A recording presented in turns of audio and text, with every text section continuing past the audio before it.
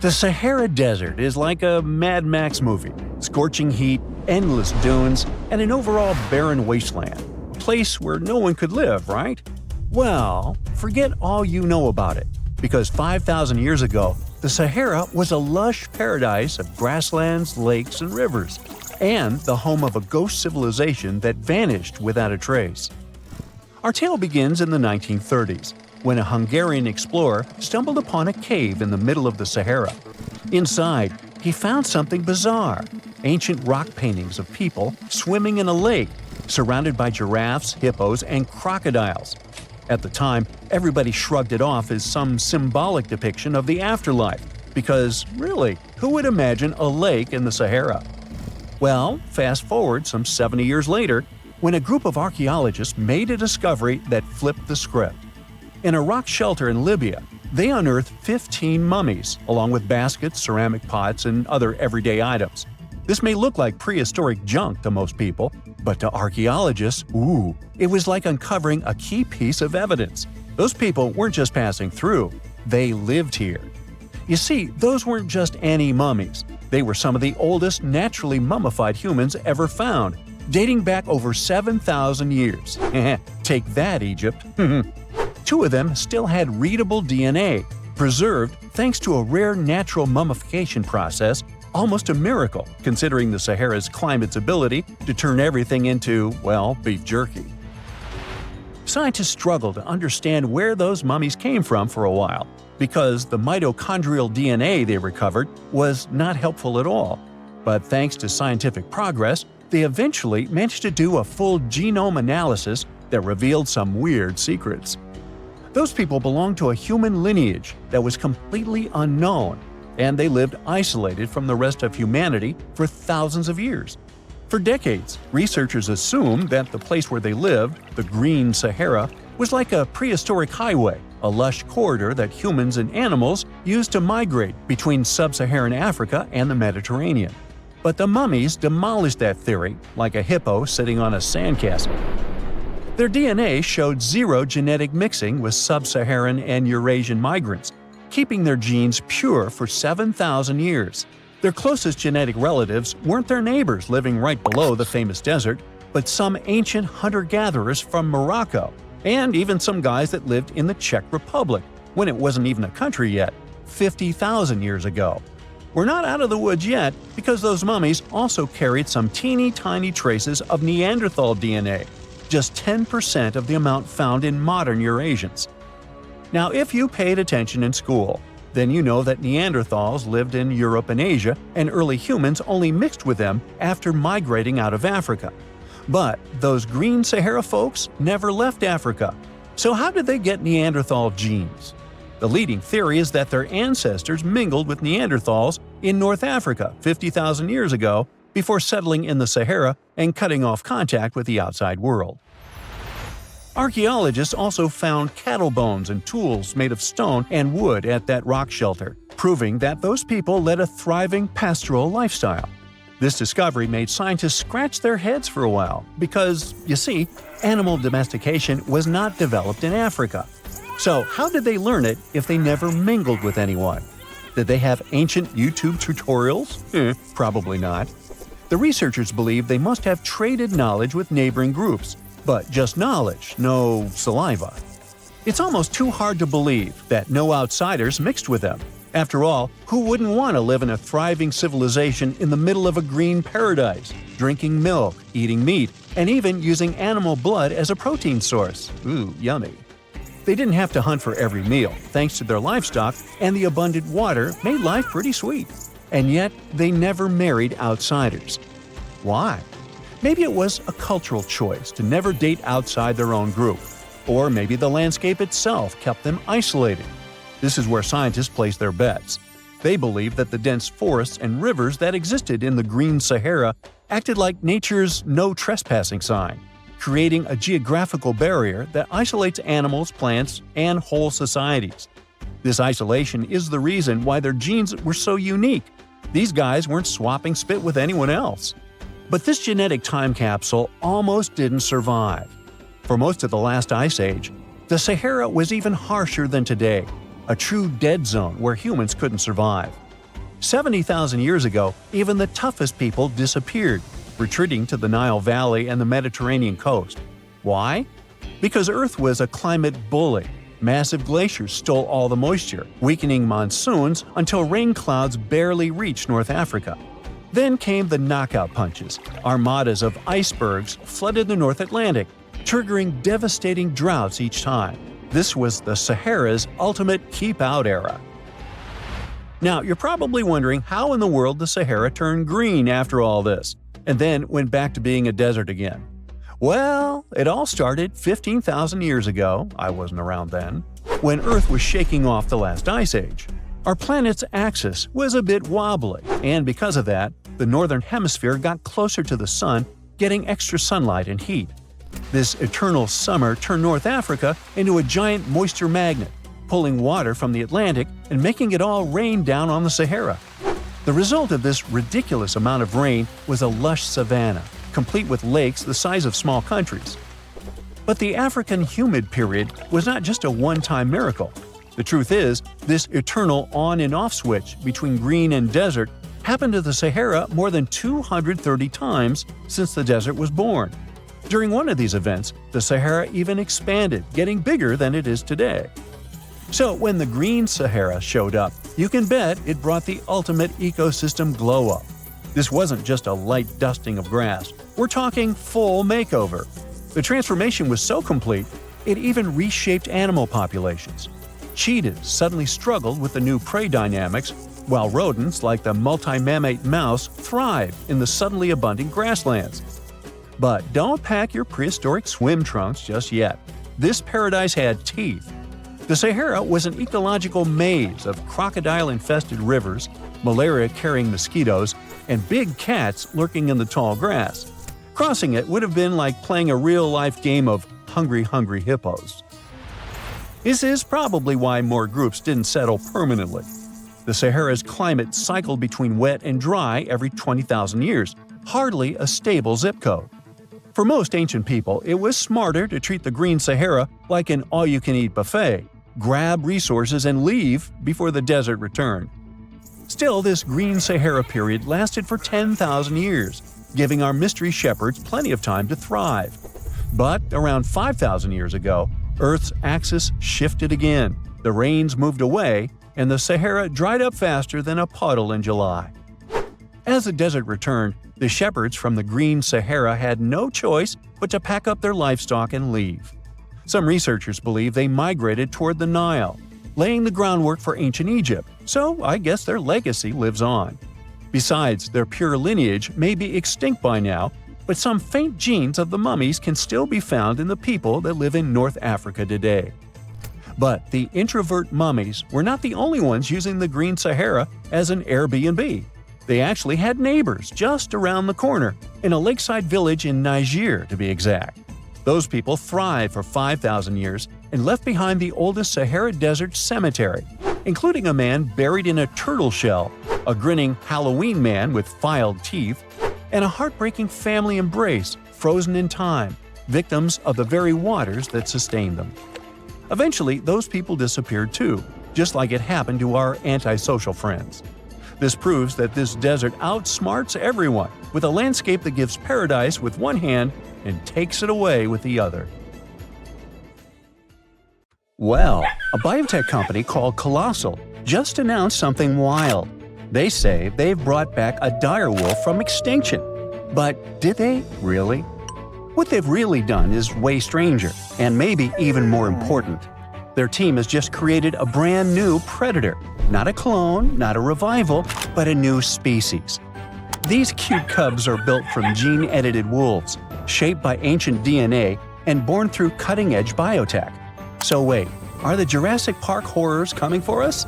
Well, let's see. Now, direwolf was the massive muscular predator that roamed North America thousands of years ago. Most people think these were just some sort of bigger gray wolves, but don't be tricked by appearances and the name. In 2021, a landmark study came out. A team of researchers in major institutions studied actual direwolf DNA and discovered something shocking. These guys weren't just big gray wolves, not even close. They were separate animals. Genetically, direwolves split off from wolves roughly 6 million years ago. Just to put that in perspective, humans and chimps split about 6 to 7 million years ago. So direwolves and gray wolves are as different from each other as we are from chimpanzees. They look similar because of the so-called convergent evolution, when two species evolve similar traits because they live in similar environments. Think of sharks and dolphins, both streamlined, both predators, both ocean hunters, but different animals, and dolphins are way cuter. So Colossal said that they revived this animal, a dramatic and bold claim. But it's not quite true. In reality, they genetically engineered a new kind of wolf. It's not a direwolf, it's not even a known species. It's a synthetic animal, one that's never existed before. And this is a massive deal, both incredible and terrifying. The company basically has taken gray wolves and modified their genes by mixing them up with some direwolf DNA they found. Which is kinda wild, because, as we said, these two animals aren't really relatives, they're completely different species. The Colossal company kind of ignored that, though. They say the gray wolf is the closest living relative to a direwolf, and that the data proves it. But what data? They haven't shown it so far, it's just a claim. Why are they even calling this a direwolf? Well, they're saying their cubs are close enough to a direwolf and maybe fill the same role in an ecosystem. Basically, if it behaves like a direwolf, walks like a direwolf, and preys like a direwolf, doesn't that count? Sounds kinda dire to me. Well, if we're being honest with words, then not really. Biologically, genetically, evolutionarily, this is now a modified gray wolf. So, how good or bad is it? Let's figure it out. The good part is that the research like this might help us restore the planet's ecosystem and ecology.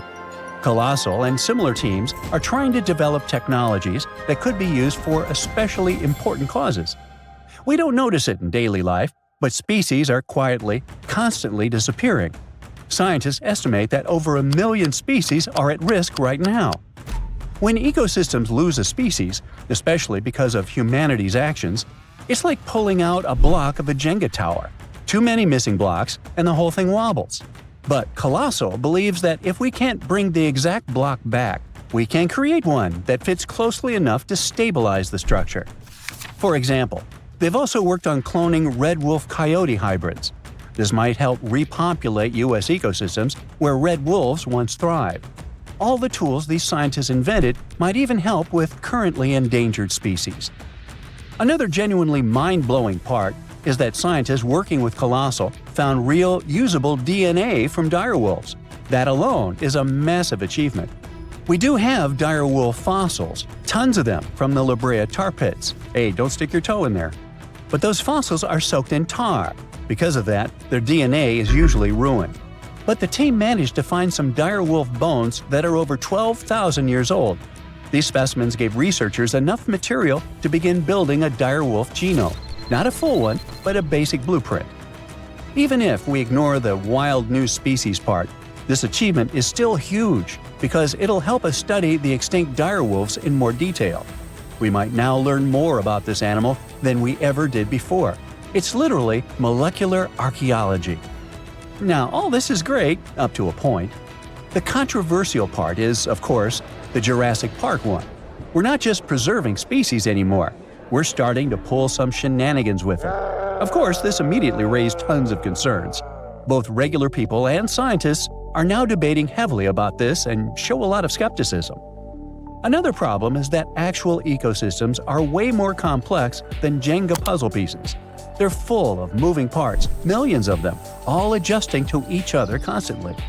So, if you throw a new type of wolf into the mix, it won't react exactly the way a direwolf once did. The times have changed, the ecosystem has changed, the extinction happened, nature adjusted, and throwing these cubs into the wild now might be even more destabilizing. That's why these new wolves aren't being released into the wild. They won't be hunting bison or roaming ancient grasslands. That world is long gone. Their prey is gone. Their ecosystem is gone. Instead, they'll stay to live in the lab.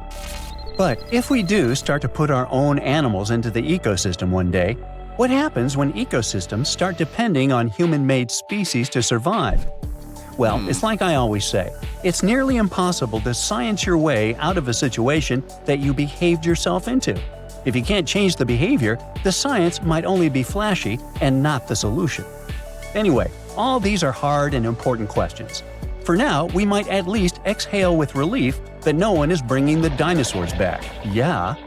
DNA doesn't survive more than 1.5 million years, and dinosaur fossils are stone now, not cells. You can't clone from stone. But what about animals that vanished more recently? Creatures that once lived during the Ice Age, or even just a century ago? Those are within reach. The most famous example is the woolly mammoth. These shaggy giants once stomped across the tundras of the north, shaping nature by knocking down trees, flattening snow, and fertilizing soil. Their disappearance helped turn thriving grasslands into mossy, carbon-trapping bogs.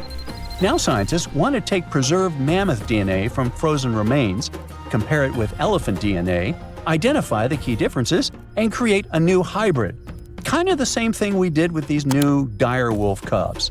It would be a cold-resistant, tundra-stomping, woolly-coated mammoth elephant.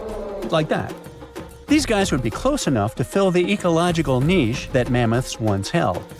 Then there's also the passenger pigeon. Once the most abundant bird in North America, flocks so massive they could block out the sun, but we hunted them to extinction by the early 1900s. The last one, named Martha, passed away in a zoo in 1914. But we have her DNA preserved in museum samples. And today, using AI and genomics, scientists are working to recreate a living bird that behaves like a passenger pigeon. These birds could help regenerate forests, spread seeds, and restore a part of the lost sky. And finally, the Tasmanian tiger, a striped wolf-like marsupial that once roamed Australia. It was hunted to extinction in the 20th century. But its DNA is abundant. Museums collected pelts, fossils, and even preserved pups. This one was a keystone species, a stabilizer, a hunter that helped keep ecosystems in check. So they want to restore this one as well. The idea is to bring back extinct species using artificial intelligence, genetic sequencing, and the rapidly growing toolbox of biotech. But all this has to be done very carefully. Otherwise, the species could destabilize the environment instead of helping it. Now, on the good side, even if we never bring a mammoth back, this research is already saving lives. For example, the northern white rhino. There are only 5 left, and only 1 male among them. Extinction is practically written into their future. But using preserved cells and cloning techniques, scientists are working on rebuilding the population. In any case, it looks like we're entering a new era of biology, and this discovery is going to start a conversation that will be going on for decades. There's a monster hiding in the remote forests, swamps, and rivers of the Congo Basin in Central Africa. It has a long neck, looks like a dinosaur, and is the size of an elephant, or maybe a hippo at least. That's what people who claim to have seen it say. It should have gone extinct millions of years ago, but this Congo's version of the Loch Ness Monster somehow survived. This creature is the Mokele Mbembe, which means one who stops the flow of rivers, and more folks are saying they've seen it lately. European explorers first heard the stories of this creature from the people living near the Congo River in the early 1900s. A German captain even included a description of the monster in his official report from his expedition. The locals told him the animal was of a brownish-gray color with smooth skin, a very flexible neck, and only 1 long tooth that could be a horn. Some of them mentioned a long, muscular tail, like that of an alligator. They also said that the creature lived in the caves, but climbed the shores even in the daytime to find some plants to eat. Locals also believed its favorite snack was a kind of liana with large white blossoms. Some of them even showed the German captain some fresh path the monster left leading next to those plants. And they warned him that Mokele Mbembe definitely didn't like humans and took down any canoe that would sail nearby. Dinosaurs were a real hit in pop culture in the 1910s, and several newspapers in Europe and North America wrote about the dino-like monster from Africa back then.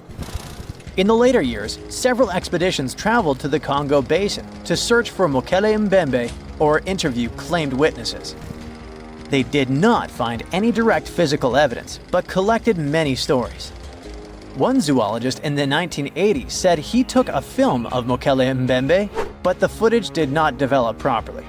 Stories and movies like Jurassic Park have kept the dream alive that dinosaurs might still be hiding somewhere in deep forests.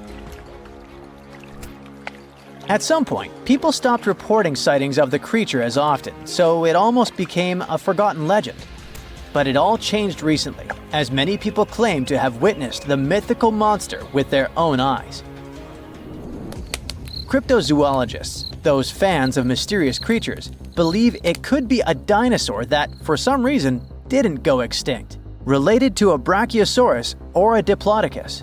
This idea comes from how people describe seeing the creature, with a super long neck, a huge body, and a tiny head.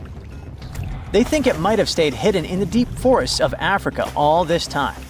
But scientists say that if it really were the last living dinosaur, we would have found some real proof by now, like a photo or bones or something showing it walking around the Congo Basin. Some expeditions that are trying to find proof the monster is real have even used sonar technology to scan the murky waters of Central African rivers and lakes in search of any large, unidentified creatures.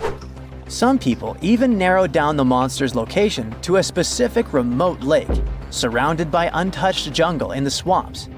So far, the search for evidence hasn't been successful. The explanation behind all the sightings of the Mokele Mbembe could be the changing ecosystem. More and more human settlements are moving into the huge Congo Basin rainforest.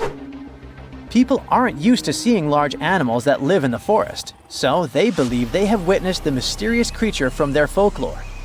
The human brain often fills in the gaps in something we don't know and uses imagination to explain it, especially if there's a ready-made version that everyone's heard of. But still, we can't completely rule out the possibility that there are some new, unknown species of animals hiding in the Congo forests. Maybe just not a missing dinosaur.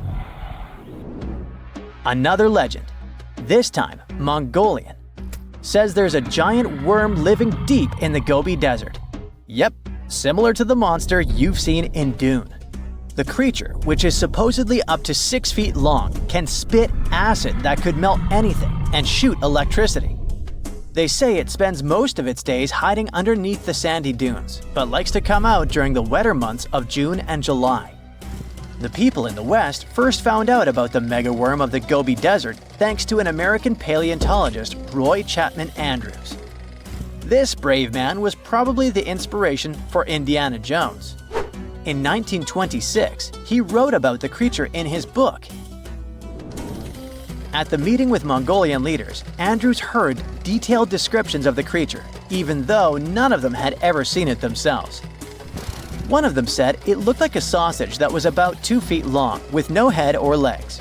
According to him, the worm was so poisonous that just touching it could instantly take your life, and it lived in the loneliest parts of the Gobi Desert.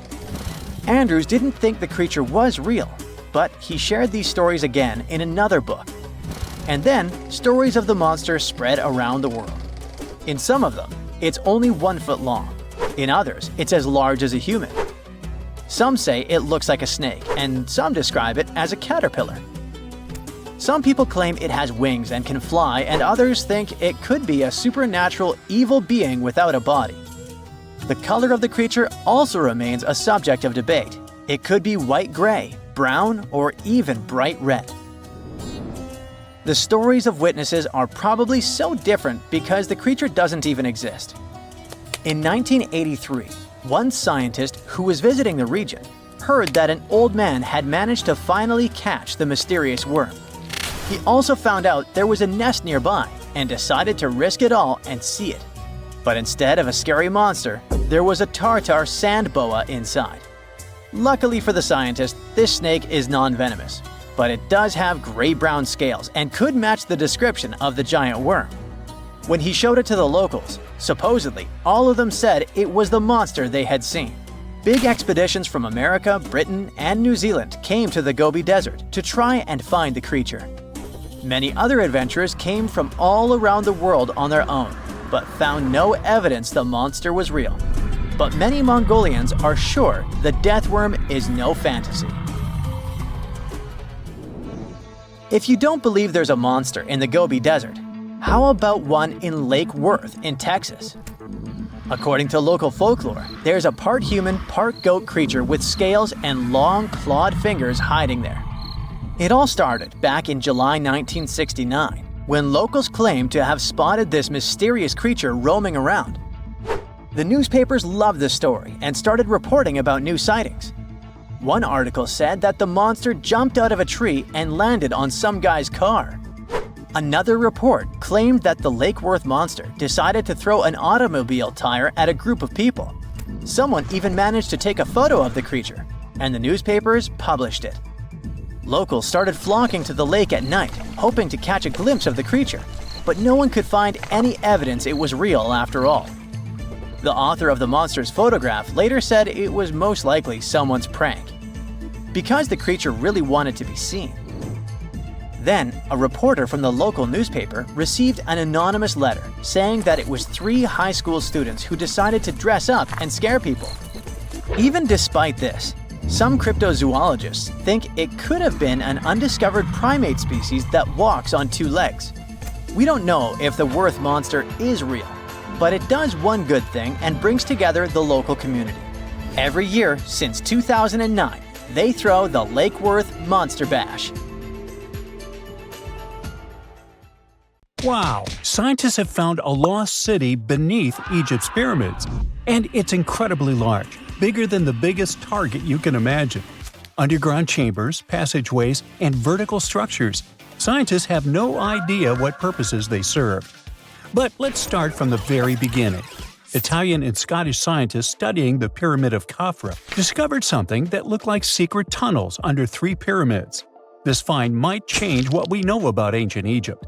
The expedition, called the Khafra Project, was led by Corrado Malunga from Pisa, Italy, and Filippo Biondi from the University of Strathclyde, Scotland. Their mission was to focus on exploring Khafra's pyramid, the second largest on the Giza Plateau. Scientists uncovered a massive structure beneath the Pyramid of Khafra. Could it be an ancient Egyptian underground city? The experts analyzed the data they had and came to the conclusion that 8 large vertical structures could be hiding beneath, possibly wells or shafts. They extend a staggering 6,500 feet across. Imagine placing 2.5 Burj Khalifas on the ground, one after another, and you get the sheer size of this find. These shafts also plunge nearly 2,000 feet underground. Some of the deepest underground stations in the world are located at a mere 380 feet underground or so. These cylindrical shafts are surrounded by spiral paths. Picture some old Gothic castle. They're connected to 2 giant, weirdly shaped chambers. Are those cubes? Or possibly bowls? Each of these chambers is likely more than 260 feet across. Now, even though we know about the structures now, no one has figured out their original purpose yet. Want to hear something even more shocking? Okay then. The team is almost sure that similar access points can be found under all 3 pyramids. In other words, all of them might be linked by a hidden system of underground tunnels, chambers, and passages. Even deeper, about 4,000 feet under the surface, there might be more unknown structures. And doesn't it add to the mystery? But the coolest news is that, according to some team members, these hidden structures near Giza pyramids could align with the legendary Halls of Amenti. In ancient Egyptian mythology, it's a place where people are believed to arrive when they're close to the end of their days. There, they are said to take a 3-day-long trial, facing their biggest fears. Now, how did scientists even discover these hidden spaces? To uncover them, researchers used 2 satellites positioned 420 miles above Earth. They sent radar signals to the Giza Plateau, and these signals generated detailed images, which were later compiled into a 3D model of the underground layout, including the newly detected shafts. Then, using synthetic aperture radar or SAR technology, which is a type of radar that can penetrate through stone, the team also spotted 5 small room-like structures hidden deep within the pyramid. One of these chambers contained a sarcophagus, which was once thought to be the tomb of Pharaoh Khafra. But now scientists believe this was a mistake. The true burial site is likely to be elsewhere. In any case, these 5 hidden rooms were completely unknown before the scans. They seem to be arranged in the center of the pyramid and are linked to underground pathways leading somewhere below the structure. There's an opinion that these tunnels could lead to more hidden chambers and wells. Some of them might be around 4,500 years old. Wow! What if they help us solve ancient civilization mysteries? Preliminary data suggests that all this underground space can be much more than a few empty chambers. There might be many more hidden structures near the Giza pyramids. How come? Well, the thing is, the structure appears to include hollowed-out sections with spiral pathways leading even deeper underground. Refining the images hinting at this could reveal an extensive subterranean network. It might be a whole city hidden under the surface. Now, despite the excitement surrounding these findings, there are also a lot of people who don't believe in the existence of the underground city. They're skeptical about the archaeological discovery in Egypt due to the lack of peer-reviewed verification. That's why several archaeologists and radar experts have challenged the validity of the claims. They've explained that the technology used to make the discovery may not be advanced enough to produce such detailed underground imagery. According to them, the 5 smaller chambers found near the surface could be natural formations, since the area had had sacred significance long before the construction of the pyramids. Some experts have even dismissed the use of radar methods in this context altogether. They call these methods scientifically unproven and question their accuracy. The discovery has also reignited discussions about ancient Egyptian myths and the possibility of hidden texts lying somewhere beneath the Giza pyramids. The layout of the newly detected underground chambers shares similarities with mythological accounts of the Hall of Records, a rumored chamber that could preserve early Egyptian wisdom. If confirmed, these findings could significantly reshape the understanding of Egypt's sacred topography. Plus, this lost city beneath Egypt's pyramid could become physical evidence of previously unknown underground structures. That's why the Khafra project is super eager to begin excavating to confirm their findings. But getting approval from Egyptian authorities is a challenging process. The discoveries still need to undergo peer review before they are accepted by the academic community. By the way, this recent archaeological discovery in Egypt comes on the heels of another discovery involving a weird structure beneath the Royal Giza Cemetery, which researchers believe is unnatural in origin. Archaeologists use remote sensing techniques and uncovered a mysterious L-shaped structure underground in the Western Cemetery of Giza. This area is known to house burials of royal family members and high-ranking officials. Many of the tombs in the cemetery have above-ground mastabas, rectangular stone or mud brick structures with flat roofs. But there is an area in the center of the cemetery where there are no above-ground structures. To investigate this unexplored region, the team used electrical resistive tomography and ground-penetrating radar. ERT works by sending electrical currents into the ground and measuring the resistance to detect remains. As for GPR, it sends radar into the ground and maps the structures based on the radar's return. The team found an anomaly about 6.5 feet beneath the surface. It appeared to be an L-shaped structure measuring at least 33 feet in length. The readings suggested that the structure had been backfilled with sand after its construction. This made the team hypothesize that it could be a mix of sand and gravel, or possibly an air void. This anomaly was classified as a highly resistive structure, which meant it didn't occur naturally. Motoyuki Sato, the study's lead author and professor at Tohoku University in Japan, claims that the structure is not a natural formation due to its sharp shape. Another weird thing about ancient Egyptian pyramids is that historians have long believed that they were built primarily for royals and high-status individuals who had the wealth and power to create such massive structures. However, new research from the archaeological site of Tombos in modern-day Sudan challenges this assumption. The thing is, Tombos' pyramid may have served as burial sites for low-status workers as well as elites. The hard-working members of ancient communities may have found their last resting place in some of the most visible monuments, including the pyramids. Located along the Nile River in the ancient region of Nubia, Tombos became part of Egypt after its conquest of the area around 1400 BCE. That's when Egypt established the site to strengthen its colonial control.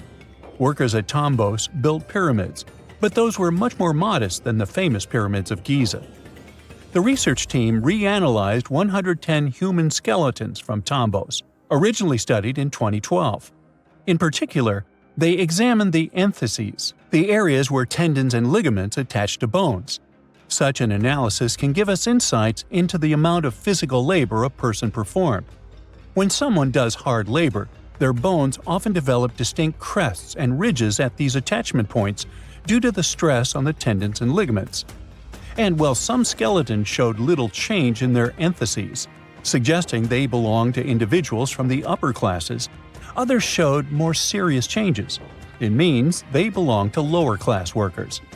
This finding can totally challenge our earlier understanding of pyramid burials, especially the idea that only elites were buried in the pyramids, because the pyramids themselves were designed for the elite. This recent research may prove that lower-class workers may have found their final resting place in these monumental structures too. Let's face it, most ancient tombs have been looted at least once. No matter how scary the rumors could have been, most mummies were open too. But one. This is the Bashiri mummy, and it puzzles everyone so much that nobody dares to see what's inside. Meet Howard, but you must know him already if you're into Egyptian history. He's primarily famous for discovering King Tut's tomb back in 1922. But few people know that before this revolutionary discovery, he had probably found another mummy. It happened in 1919, and it goes by several names, either the Bashiri mummy or the Mummy of Pacheri, or the Untouchable One. Some reports say that Howard stumbled upon the Bashiri mummy in Luxor's Valley of the Kings, just where he would later find Tut's tomb. Despite this find, not much is known about this particular mummy. The reason why it's still unharmed in any way is not because of some superstitions, but because nobody is sure that they can undo what they do if something goes wrong. The mummy is so intricately wrapped that researchers never unfurled it for fear of irreversible damage. The golden rule of anyone who works with antiquities: if you're not sure you can't make it better or preserve it unchanged, do not touch it. History knows many examples of ancient relics ruined beyond repair, say Ecce Homo, or smiling statue restoration. The delicate fabric that covers the mummy's face has this cool design that kind of looks like a pyramid. The researchers are not 100% sure, but this might be the only one of its kind with that embalming style. But without knowing the ancient technique, it's next to impossible not to ruin the mummy while unwrapping and wrapping it back. Back in the day, people, both experts and looters, would unwrap mummies for all sorts of reasons, mostly to study them. Luckily, these days, we have advanced tech that lets us check out what's inside a sarcophagus without having to unwrap anything. After taking a closer look at the Bashiri mummy, researchers figured out that it belonged to a man who was around 5.5 feet tall and lived during the Ptolemaic era, which makes this mummy roughly 2,300 years old. The Egypt Museum shared that the X-ray scan also uncovered an inscription of the guy's name, but it's a bit tricky to tell if it says Pacheri or Nenu, adding to the intrigue. The museum also pointed out that the fancy casing the mummy is in features all sorts of decorated scenes. You can see the mummy lying on a bed, flanked by deities Isis and Nephthys, along with the 4 sons of Horus. Plus, there are 2 images of the funerary god Anubis at the feet of the casing. By the way, Bashiri mummy is not the only one that has remained untouched. This is Issa Temkebde, and Gaston Maspero, a French archaeologist, made the decision to leave her mummy untouched, wanting to keep her resting peacefully since she was in such amazing shape. He did mention, though, that her tomb had been raided long ago. Thanks to some X-ray work, we learned more about the mummy. The scans revealed a few artifacts still wrapped up with the wife of a high priest, including amulets around her neck, right arm, and forehead. The x-rays also showed she had some dental issues and arthritis in her knees. While she passed away as an older woman, it's tough to pinpoint her exact age. However, various sources from her son's reign indicate that she was held in high regard in the kingdom. Isitemkebt served as the sister wife of Penejam II. You got me right, they were related by blood and were siblings, but back then it was pretty common to get married this way to preserve the purity of the bloodline.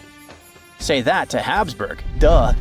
Their chase for purity only led to inbreeding and the notorious Habsburg's jaw. Right, I guess we should not judge ancient Egyptian rules and morals, but what we can say for sure is that both Bashiri and Isitemkebt were incredibly lucky to stay untouched. The odds were not in King Tut's favor, though. The researchers' work hit him hard. The tomb itself was discovered in 1922, but it wasn't until 1925 that the nested coffins were opened during an excavation. The outer coffin, held together with silver pins, opened up to show another coffin shaped like a mummy, decorated with colorful glass and flower garlands. There were worries about the king's mummy because it had been exposed to moisture. The middle coffin was pretty heavy and didn't have any handles, so they had to be super careful taking it out. Inside the innermost coffin, which was solid gold and wrapped in a red cloth, they found the royal mummy, and this all went down on October 28, 1925. Tutankhamun's mummy, measuring about 6.07 feet, fit snugly into the innermost coffin, which was 6.17 feet long. You can already tell there was a problem, right? Imagine how hard it is to extract something as fragile as an ancient dried-up mummy, especially when there's not much room for maneuver. Plus, the mummy looked sus. It was pitch black. Howard Carter, the lead archaeologist of the expedition, estimated that around 2 buckets worth of oils had been poured over the mummy. But care had been taken to avoid the mask and feet. It was made to preserve him better. The body was positioned at a slight angle in the coffin, and there was a noticeable difference in the amount of dark oils on the right and left sides, indicating that the coffin might have tilted while being lowered into the sarcophagus. This oil created moisture inside the coffins, and over time, it reacted chemically, which Carter described as a sort of slow, spontaneous combustion, leading to the carbonization of the linen wrappings. Unfortunately, the combination of heat and moisture took a toll on the mummy's trappings as well. The crook and flail fell apart, the resin scarab cracked, and the threads holding the hands and mummy's bands started to decay, making everything quite fragile. Plus, the oils hardened over the years, effectively gluing the mummy and mask to the coffin's bottom. To try and separate the mummy from the inner and middle coffins, they were placed in the sun for several hours, reaching temperatures of 149 degrees Fahrenheit. Despite this effort, the mummy remained stuck, so the initial examination had to be done right where it was. The first part of Tutankhamun's mummy the researchers checked out was his lower legs and feet, meaning they started the examination from the bottom up. As they peeled back the bandages, they uncovered the first of many treasures wrapped up with the king. They took their time to carefully document and photograph everything they found. The inner layers of bandages were in pretty bad shape, mostly turning to dust, making it tough to figure out how everything was originally wrapped. Still, the overall methods matched what was seen in other nobles' mummies from that time. Lots of folded linen pads were used to shape the torso and thighs. The outer and inner bandages were made from fine linen, while the middle layers were coarser. They had some intricate bandaging around the shoulders and chest with a similar style around the groin. Each limb, along with fingers and toes, which were fitted with gold caps, was wrapped separately. Tutankhamun even wore gold foil sandals on his feet. They hoped to separate the mummy from the coffin by removing the outer bandages, but the resins had stuck the body to the coffin. So, the researchers ended up chiseling it out. To do this, they had to cut the torso in half at the hips and disarticulate the arms to continue unwrapping. Each part was treated with hot paraffin wax for stability, and later the hands and feet were reattached with resin. Finally, they used hot knives to detach the head from the mask. To check the teeth, it was decided to make an incision around the jaw and neck, which was later fixed with resin. So technically, the scientists did all they could to preserve the mummy, but still, in a way, it ended up being damaged beyond repair. What do you think? Should they have left it in the coffin? Or did they do the right thing? Let us know in the comments. For years, we've thought the megalodon was just a big shark, which is scary enough. After all, it could have eaten a creature the size of a whale in just 5 bites. Estimates indicate that the largest shark that ever lived had been around 59 feet long, which is a reasonable size and explains a lot. But the scientific community was wrong. Very wrong. Now, scientists have proven that megalodons could grow up to 80 feet long, which is the same as a 6-story building. The creature would have certainly been dozens of times bigger than you if you had seen it underwater. These giants ruled the ancient oceans between about 20 million and 3 million years ago. And even though it was a long time ago, they've left a lasting impression, becoming the protagonists of many movies. And scientists continue to search for answers about their life. Thanks to this, we still occasionally find their fossils. But the thing is, no one has ever found a complete skeleton. All we have are scattered vertebrae, a few scales, and, of course, those massive, razor-sharp teeth. The most complete piece we know of is a 36-foot section of a megalodon's spine. It was once part of the trunk of the animal's body. So, to assess just how big the megalodon was, experts compared its fossils to more than 150 species of sharks, both those that are alive and those that have gone extinct, to get the most realistic result possible. If the megalodon had had the proportions of a regular shark, it would have had a 6-foot head and a 12-foot tail. It would have also stretched 54 feet from nose to fin. But these measurements are way off the mark. The largest megalodon vertebra ever found is 9 inches in diameter, which makes it 3 inches larger than the largest vertebra of a typical shark. And if we follow these proportions, that megalodon was a whopping 80 feet long. To better understand how giant this is, just think of 2 school buses lined up end to end. For a long time, it was very common to think that the megalodon was just a giant great white shark. And it makes sense, right? I mean, both would have had large, terrifying, serrated teeth. But that was another completely wrong idea. Now, we know that megalodons were actually much more slender and aerodynamic than the modern great white shark. Their body shape was built to cut through the water with much less resistance, minimizing the effects of gravity in the sea, letting them glide effortlessly through the ocean. Now, if Megalodon wasn't just another great white shark, what other animal of the same species was it most similar to? Surprise! In fact, it had more in common with the modern lemon shark.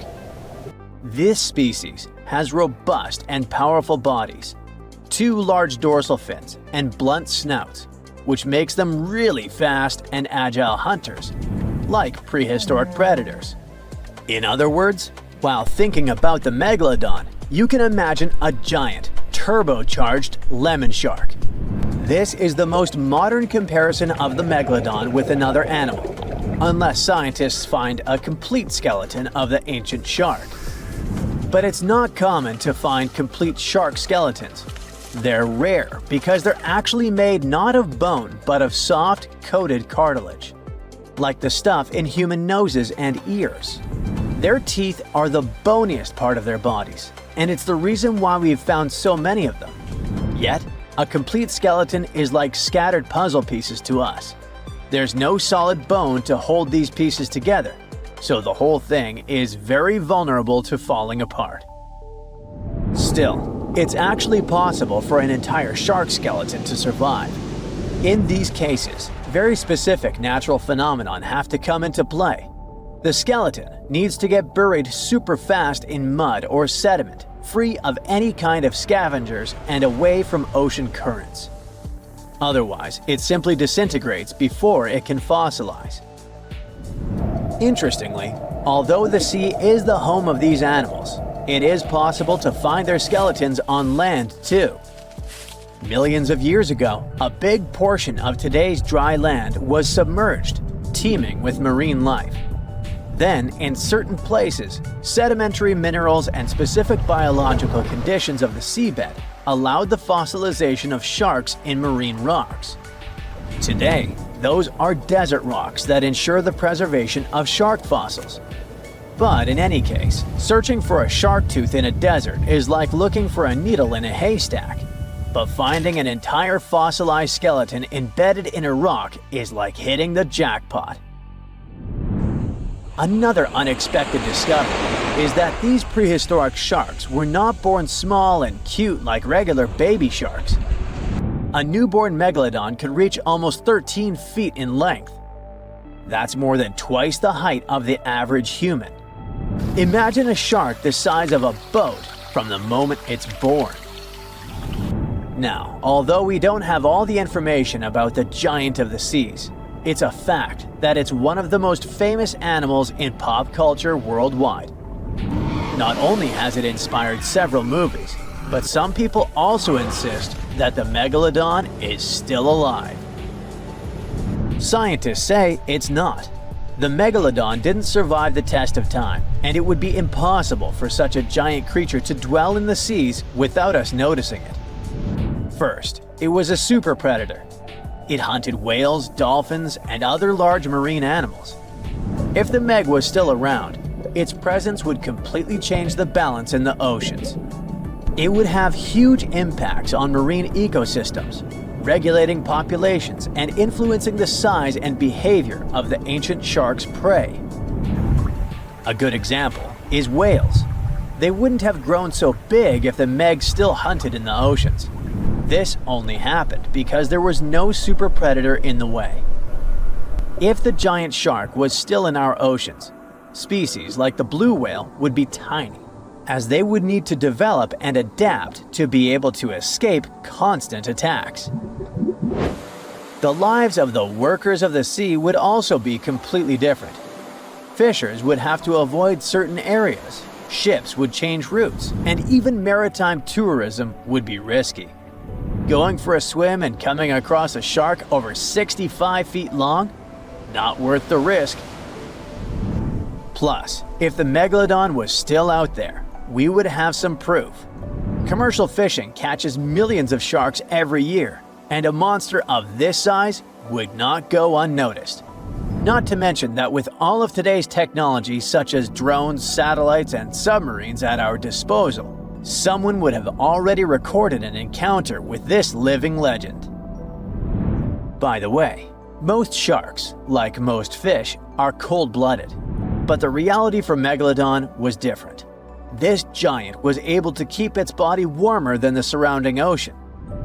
This gave it an advantage over other sea creatures, allowing it to remain fast and active even in colder waters.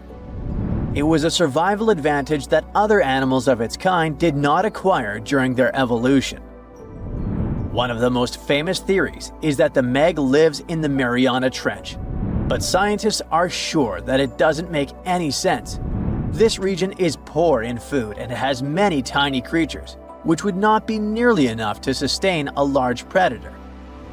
In addition, there's a lot of research studying countless sharks that live in the ocean depths, and none of them come close to the size of the Megalodon.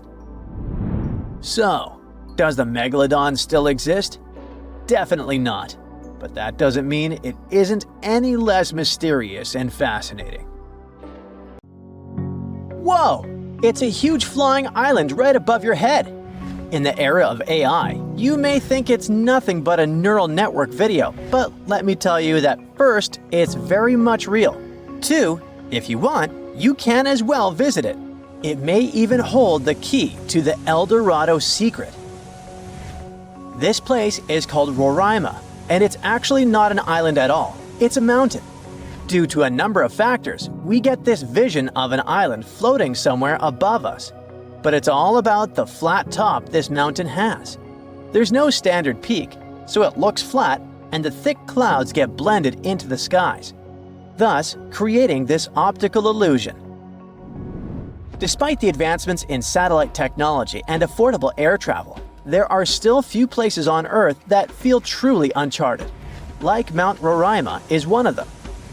It's been around for almost 2 billion years, and it's one of the oldest formations on our planet. For comparison, dinosaurs appeared somewhere around 240 million years ago. Some scientists believe that this area used to be a part of the supercontinent called Gondwana land. And back then, it wasn't yet a mountain. When the supercontinent split apart, the erosion created this magnificent tabletop mountain. But what's interesting about this place is not the age, but the fact that it still looks prehistoric. It's almost untouched. The reason for that is late exploration of this part of South America. By the way, we still discover new flora and fauna species living there every year. For a mountain, it's relatively short, only 9,220 feet. There are cities located at a higher pitch above sea level, say La Paz in Bolivia, whose elevation is 11,940 feet. So people could be living in the area of Mount Roraima too, despite its hard-to-get location. But there's a twist to it. The Pemon people are the original inhabitants of this region, and they have an incredibly rich tradition of myths. For instance, their mythology features deities that live on the tepui, which are flat-topped mountains found in the grasslands. These mountains are considered sacred and are off-limits to the living since they're believed to be the dwelling places of ancestor spirits known as Mawari. So, there are traditions that restrict living in this area, but still, some sources claim that local communities do dwell there. But, obviously, modern problems lie not only in the spirits, but in very much limited job opportunities there. However, guided tours are actually available. So what will you see if you ever dare to visit this place?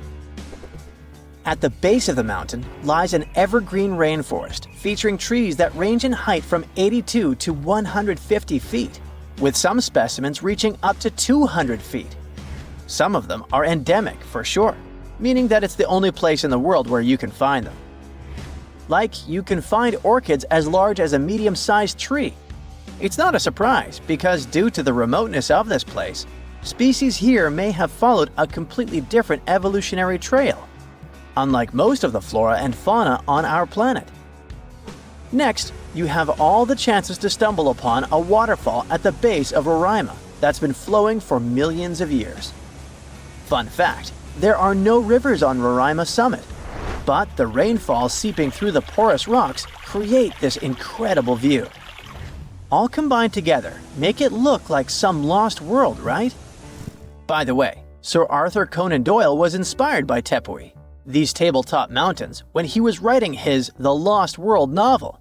Yep, it's not only Sherlock he was famous for. Among these natural wonders, Roraima stands out as the most accessible tepui. There are more similar formations, but they're way less trek-friendly. Yeah, amongst other mountains, Roraima may be the easiest to get to, but still, it is very hard to get there, even taking into account all the modern technologies. So, how did the discovery happen? Hard to say for sure, but there is a theory backed up by official records. Back in the 16th century, here was this Sir Walter Raleigh. Look at his fancy collar and mustache. He was one of the most important people during the Elizabethan period. In 1594, he got to know about a great golden city near the Caroni River. That idea stuck in his mind. Maybe it was something like a get-rich-quick scheme for him. Anyways, 1 year later, he went to explore what is now Guyana and eastern Venezuela, and he described precisely Mount Roraima. On March 22, 1595, an English fleet led by Walter Raleigh showed up off the coast of Trinidad. Raleigh tried to make nice with the Spanish settlers there by trading and even inviting them aboard his ships for some entertainment. After a few drinks, the Spaniards opened up about a person having some particular activities in Guyana, sharing insights about the land's geography and the treasures they believed were hidden inland. Fast forward to April 7th. Raleigh pulled off a surprise attack on the town of San Jose and managed to capture this very person. After squeezing him for information, Raleigh declared his own plan to head into Guyana on a quest for the legendary Golden City. Since his ships couldn't navigate the narrow channels of the Orinoco Delta, Raleigh had his carpenters modify one of them, likely a galleass, to only draw 5 feet of water. This ship could carry 60 men, while another 40 were split among smaller boats. Progress was slow as they navigated through the delta, getting lost in what Raleigh described as a labyrinth of rivers. Eventually, they made their way to the Caño Manamo, and then into the main Orinoco River. A bit further upstream, where the Orinoco meets the Caroni, Raleigh encountered a native chief named Topiawari, and they hit it off. Topiawari revealed that his people had been pushed out of inland Guyana by a fierce tribe from the west. This fed into the prevailing belief, shared by both the Spanish and Raleigh, that El Dorado was home to runaway Incas from Peru. Topiawari also mentioned that the invading tribe was rich in gold, claiming that their nearest town, just a 4-day trek south, was the source of gold plates that were being traded far and wide. But he hinted that even finer treasures lay deeper in the land. Raleigh then made his way to the mouth of the Caroni, but strong currents halted any further progress. He sent out 2 scouting groups on land, while he led a third one. They unearthed a few shiny stones that they eagerly dug out of the ground, but most turned out to be worthless. They learned that a massive lake about 40 miles wide lay at the head of the Caroni, filled with alluvial gold. However, with no way to move forward and the Orinoco's waters rising, Raleigh had to call off the expedition, hoping to come back when conditions were better. It wasn't until 1616, over 20 years later, that Raleigh got the go-ahead from James I for a second try in Guyana. He assured the king he could retrieve a lot of gold from a mine near the Caroni that he had heard about on his earlier trip. James specifically ordered him not to clash with the Spanish, who were still controlling the Orinoco area. When Raleigh arrived in South America, he stayed on the ship while sending Lawrence Kemmys and a team to look for the mine. For reasons that remain unclear, Kemmys ended up attacking and capturing the Spanish town of Santo Tomé, resulting in the demise of Raleigh's son Wat during the skirmish. Unable to find the mine, the crew returned to the ship, and facing Raleigh's anger, Kemmys took his own life. Back in England, Raleigh was put on trial for allegedly lying about the mine and trying to provoke a conflict with Spain, which ultimately led to his execution. Or maybe those were the Maori spirits who didn't appreciate the intrusion. We all grew up believing that Stonehenge is the world's most ancient observatory, but now it has some serious competition for the title. Nabta Playa was built more than 2,000 miles away in southern Egypt and thousands of years before Stonehenge and even the pyramids of Giza. In 1973, a Bedouin guide stumbled upon a strange group of huge stone formations while crossing the Sahara Desert. He led American archaeologist Fred Wendorf to the site, located about 60 miles from the Nile. Wendorf's friend and colleague claims the team found the stones while stopping for a bathroom break in the desert. Either way, what they found changed history. At first, Wendorf thought the stone structures were just natural formations, but then it hit him. This area was once a lake, meaning no natural rocks should even be there. He kept coming back to the site for decades, and by the early 1990s, his team finally uncovered a circle of stones that seemed to line up with the stars in a way no one could explain. After 7 long years of trying to crack the mystery of the site, Wendorf reached out to an expert in archaeoastronomy. They study how ancient people used the stars. One evening, while the expert sat in the cool desert sand staring at the stones, he realized that they formed a pattern radiating outward from a massive burial mound. One by one, as they dug into the sediment, the buried megaliths started lining up like spokes on a wheel. The team had already used radiocarbon dating to test samples from fire hearths and tamarisk wood roofing found inside the stone circle. Nabta Playa had dozens of standing stones, all a few feet tall. Some of them lined up exactly with the sunrise on special days, and others matched up with bright stars in the sky. Inside the big circle, there were 6 special stones that may have been used for rituals or marking important times of the year. Around them, 29 standing stones might have worked like a simple calendar to help people know when it was time for something important, like the summer solstice, the longest day of the year. When the sun rose in just the right spot, it was a sign that the rainy season was coming. The stone circle once aligned with the brightest stars in the northern sky: Arcturus, Sirius, and Alpha Centauri. Some stones even pointed to the constellation Orion. By tracing Arcturus's movement across the sky, they figured out that it matched perfectly with the circle around 4800 BCE. That means it was the oldest astronomical site ever discovered. And the people of Nabta Playa may have been watching the stars thousands of years before telescopes were even invented.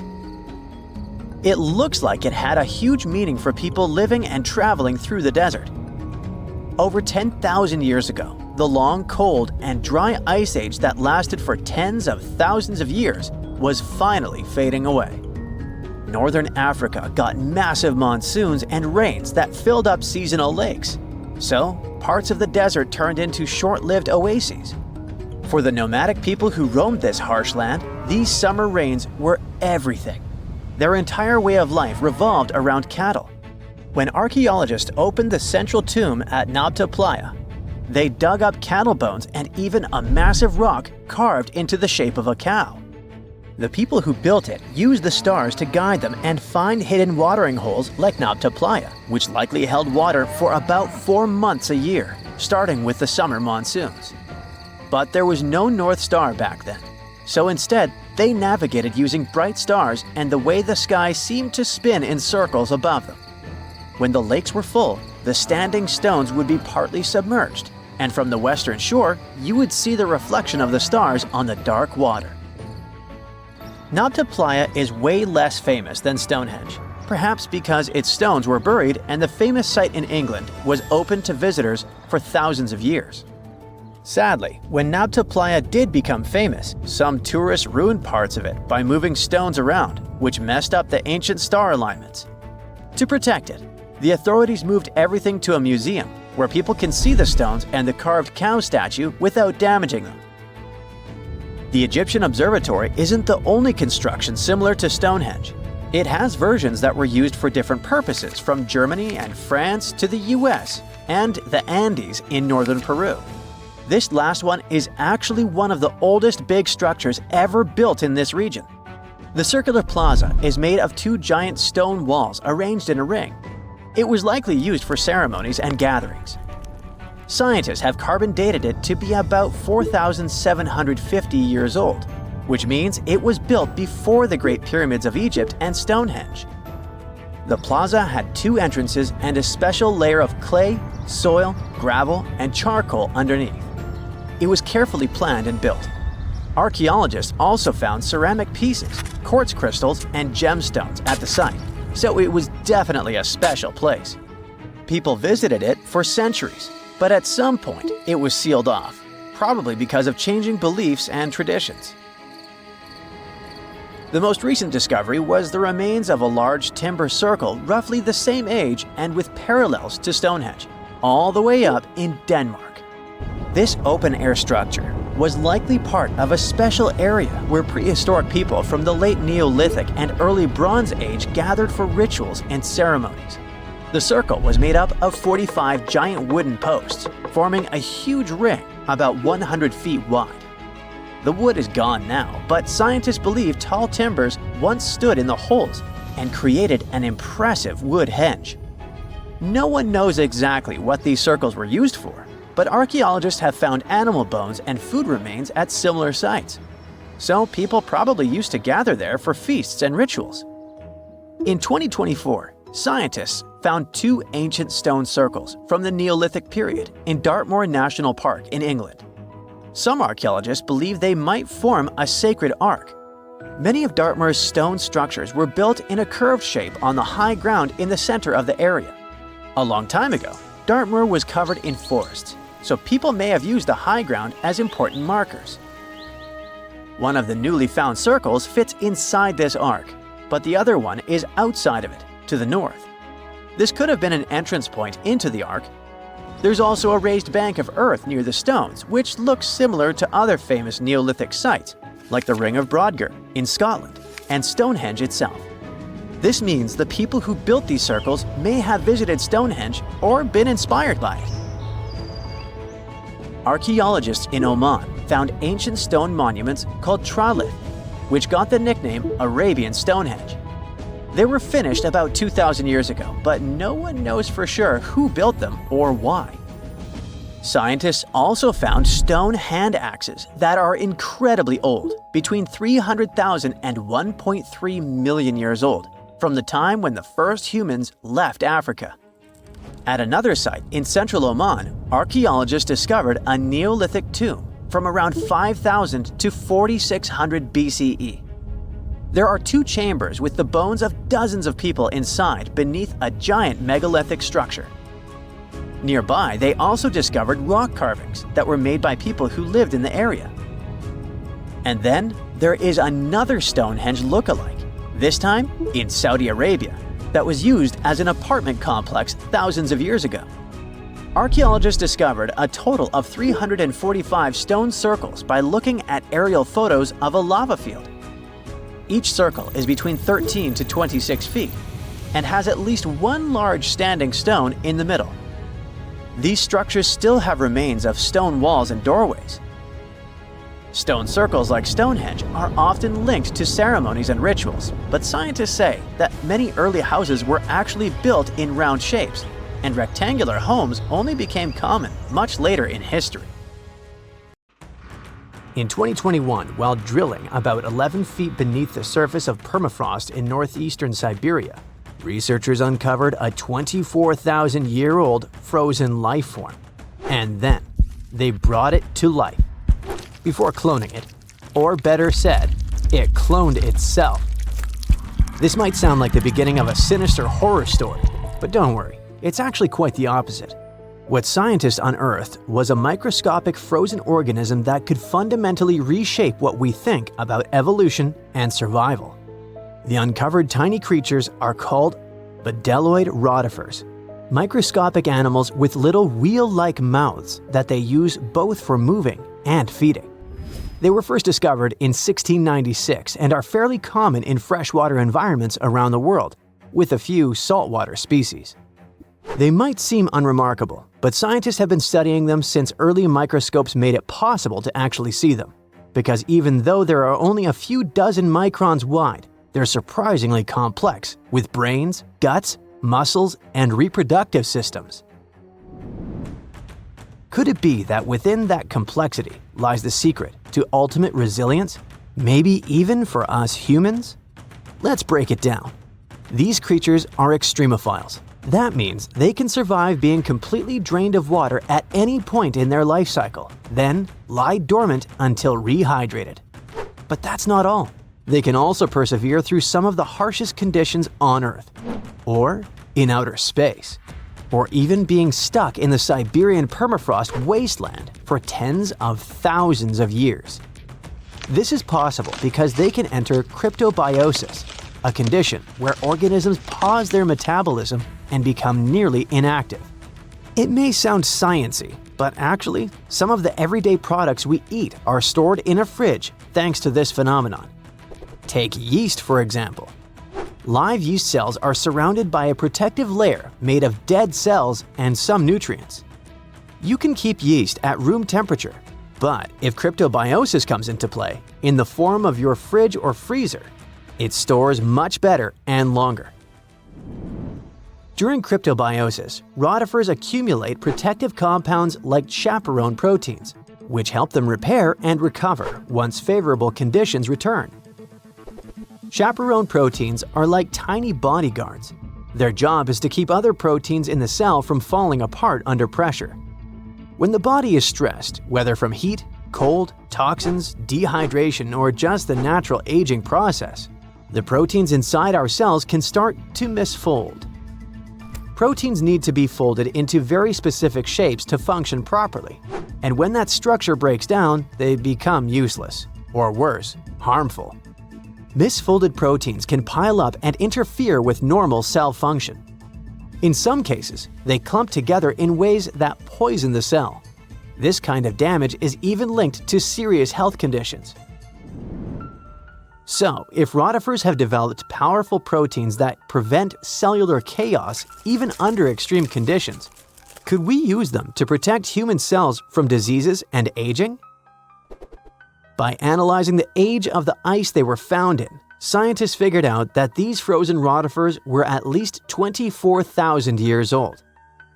That's a huge leap from earlier studies, which showed they could survive frozen for only about 10 years. Now that's what you call record-breaking. This period of Earth's history is known as the Late Pleistocene Epoch, a time dominated by the Ice Age, which means these invertebrates were lying dormant when Manny and Sid were having their adventure while roaming the icy landscapes, along with saber-toothed cats and giant ground sloths. Fun fact: although animated movies like Ice Age show woolly mammoths as huge, towering giants, they were actually about the same size and weight as today's average African elephant. Nature and evolution can be so cruel, yet fascinatingly unpredictable. Massive, menacing beasts that came from the Ice Age couldn't survive it, yet something tiny and weird, like a bedeloid, could. But regarding our unfrozen creature, after the soil thawed, the organism didn't just begin moving again, it also started reproducing. This is thanks to an ability called parthenogenesis, a specific form of reproduction in which embryos develop from unfertilized eggs, allowing them to reproduce independently. It really is like cloning, but it happens naturally. Many organisms, such as certain insects, reptiles, and even some birds, are capable of parthenogenesis, at least under specific conditions. For example, in honeybees, males develop from unfertilized eggs through parthenogenesis, making them genetic copies of their mother. However, parthenogenesis is often seen as an evolutionary disadvantage because it limits genetic diversity, meaning that most species that reproduce this way eventually face extinction. Despite this, bedeloid rotifers have diversified into over 450 distinct species over millions of years, which is extremely rare. Scientists believe their survival comes down to a few evolutionary adaptations. They can pause their metabolism through cryptobiosis, repair their DNA with specialized proteins, and even borrow useful genes from other organisms using a process called horizontal gene transfer. Unlike most animals which rely solely on inherited DNA, these organisms can steal genetic material from bacteria, fungi, and even plants, splicing foreign genes into their genome to gain new survival traits. Some studies have shown that up to 10% of their active genome comes from foreign DNA. This could explain their extraordinary resilience. They borrow genes for stress resistance, toxin breakdown, or radiation repair, essentially patching and upgrading their DNA in real time.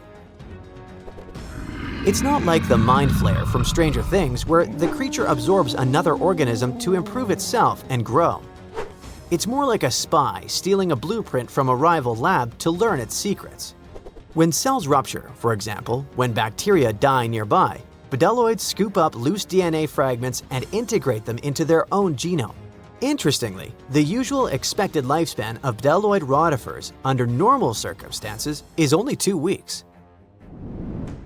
The soil sample that contained these rotifers also held nematodes or roundworms, another group of tiny survivors already known to withstand tens of thousands of years icebound.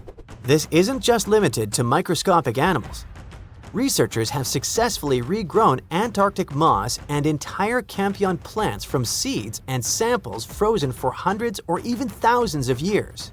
In 2016, a team of Japanese scientists brought tardigrades, or simply water bears, back to life after 30 years in cryptobiosis.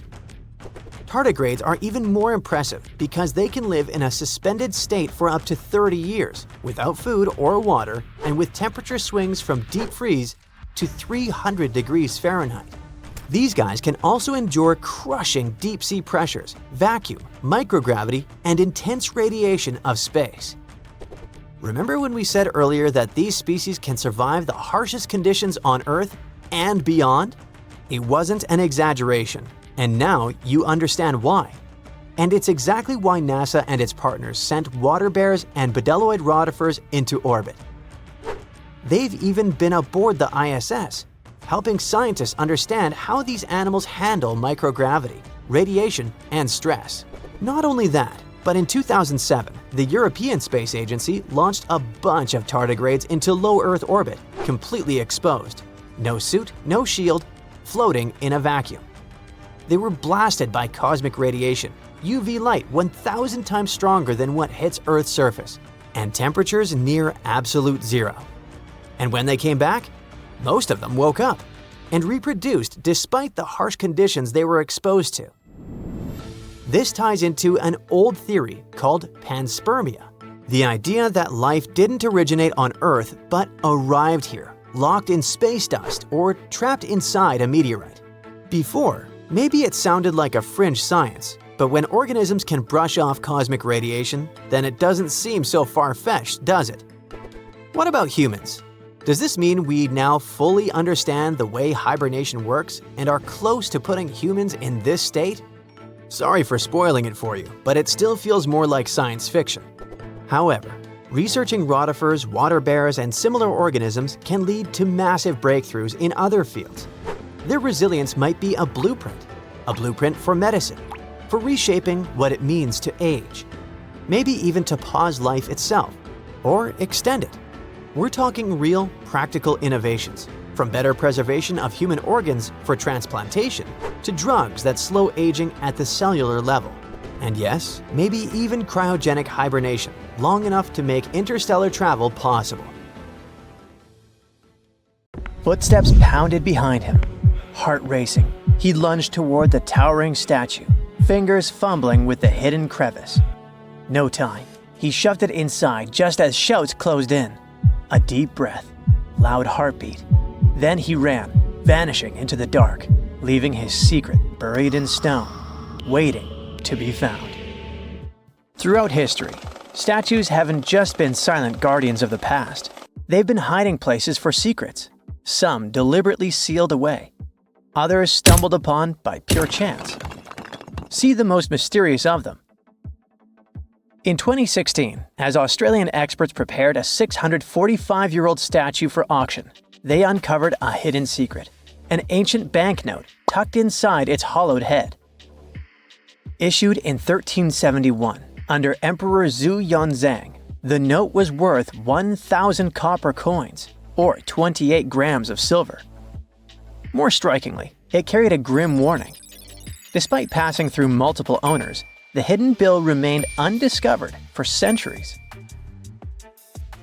A rare relic from an era when paper money was still a novelty, the note was soon listed for auction, its journey through time continuing into the modern world. Statues became more than just symbols. They were guardians, keepers of history, and sometimes even life-saving tools. In 2017, restoration experts working on an 18th century statue in Spain made a remarkable discovery. Hidden within the statue's hollow interior were 2 letters written in 1777, providing insights into daily life, local customs, and the economy of the time.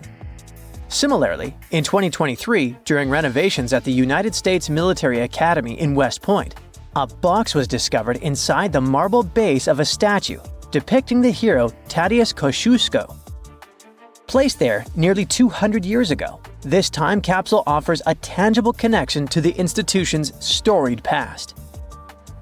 The mystery surrounding statues and their potential to hide secrets extends to some of the world's most iconic monuments.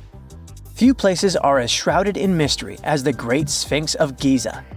For centuries, archaeologists, historians, and explorers have speculated about what might lie hidden beneath its massive limestone figure.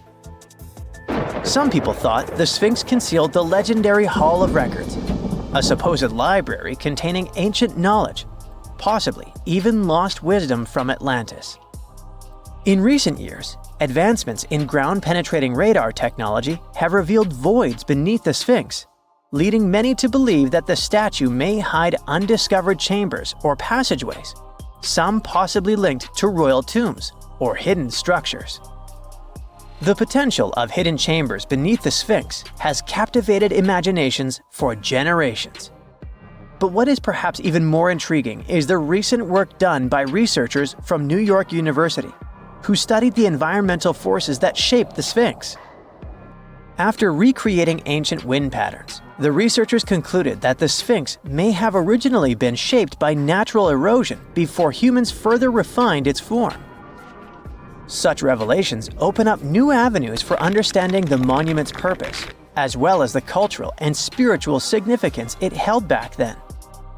The ancient Egyptians revered Sobek, the crocodile-headed god of power and the Nile, and often mummified crocodiles to honor him. These creatures were placed in temples or tombs as offerings to the gods or to ensure their safe passage to the afterlife. Recently, a group of researchers dove into an interesting study about a crocodile that received the mummification treatment from Egyptian embalmers. They used a CT scanner to uncover all sorts of fascinating details about how this crocodile met its maker and what happened to its body afterward. For the ancient Egyptians, animals weren't just pets, they were major players in their rituals, acting as a bridge between humans and the deities. Hawks, for example, were associated with Horus, the sun deity, since their flight brought them closer to the sun. Cats were linked to Bastet, the fierce and protective mother deity. Crocodiles were among the favorite animals for mummification. These reptiles were seen as symbols of Sobek, the lord of the Nile, whose presence announced the annual flooding that brought much-needed water and fertile soil for farming. In the past, studying such artifacts could mean damaging the mummy, but thanks to modern imaging techniques, the researchers were able to examine the crocodile while keeping it intact. X-rays and CT scans revealed that the crocodile's digestive system was packed with small stones called gastroliths, which crocs often ingest to aid digestion and maintain buoyancy. Amid those stones, they even found a metal fishhook and a fish. This suggests that large mummified crocodiles were likely caught in the wild using hooks baited with fish. This almost aligns with what ancient Greek historians wrote about life in Egypt. Almost because the Greeks believed that Egyptians used pigs to lure the crocodiles.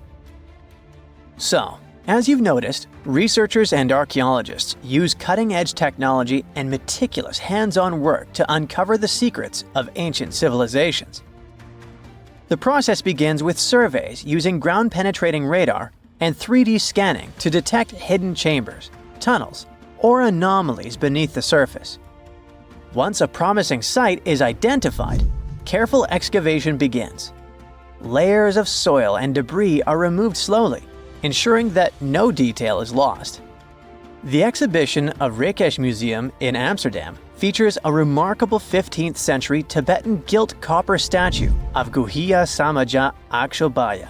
This figure, symbolizing the unity of opposing forces and a higher state of enlightenment, was previously unknown to the museum's collection. Recent examinations of this statue have revealed hidden relics and scrolls within its hollow structure, offering profound insights into the religious practices of the time. The exhibition showcases over 75 masterpieces from Asia, including the newly acquired Guhya Samaja Akshobhya statue, highlighting the intricate craftsmanship and spiritual significance embedded within such artifacts. In the heart of Verona, a secret lay hidden for decades within the bronze statue of Juliet. Sculpted in 1969, she became a symbol of love, touched by countless visitors seeking romance and luck. But beneath her worn surface, Juliet was silently guarding something extraordinary. Over time, tiny cracks formed from years of affectionate caresses. Through them, lovers slipped letters, whispered confessions, desperate pleas, and eternal promises. Some tossed in keys, sealing their love with padlocks and hiding the proof inside her hollow frame. In 2014, restoration experts made a stunning discovery. As they worked to mend the statue, hundreds of love notes and rusted keys spilled out, forgotten vows locked away in the heart of Juliet herself. Statues often act as symbols of power and might. However, in more recent times, statues have also been used to convey messages for future generations. The concept of the time capsule, an object or collection of items placed in a container, sealed, and then buried or hidden for later discovery, has a long history. And in modern times, statues have served as the perfect vessels for these capsules, allowing people to communicate with future generations in a very tangible way. In 2014, as old workers carefully removed the golden lion atop Boston's Old State House for restoration, they made a startling discovery. Something rattled inside its hollow head. A Boston Globe article from 1901 had once mentioned a hidden time capsule, but over the years it had faded into legend. Then, a sculptor's descendant unearthed a long-forgotten letter confirming the truth. Inside the lion's head lay newspapers, photographs, autographs, and letters from Boston's past. Messages sealed away for over a century. As the capsule was opened, it felt like history itself was holding its breath. The officials planned to continue the tradition, adding modern artifacts before sealing the lion's secret once more, until the 22nd century unveils it again. We don't know if they carry on with it, though. Advancements in imaging technology have allowed researchers to uncover hidden details within famous sculptures without damaging them. In 2014, restoration experts in Mexico made a shocking discovery while examining a 300-year-old wooden statue. Real human teeth were hidden beneath its serene face. The revelation came not by sight, but by technology.